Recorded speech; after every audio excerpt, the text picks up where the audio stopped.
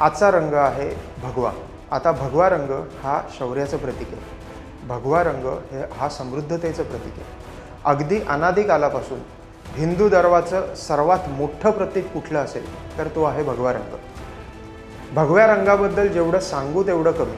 अगदी अनादी कालापासून ते छत्रपती शिवाजी महाराजांपासून ते अगदी आधुनिक काळामध्ये सुद्धा लढाईची प्रेरणा ह्या भूमीवर कोणी दिली असेल तर ती भगव्या रंगाने। आणि नवरात्रीत जर आपण शक्तीचं रूप ठेवत असू तर भगवा रंग हा ठेवायलाच हवा। आणि म्हणून आजचा दिवस आणि आजचा रंग हा भगवा।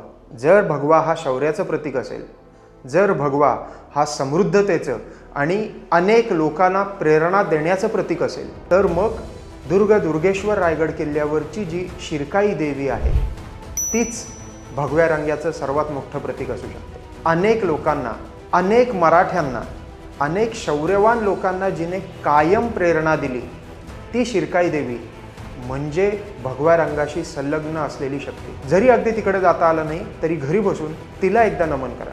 नवरात्रीच्या खूप खूप शुभेच्छा।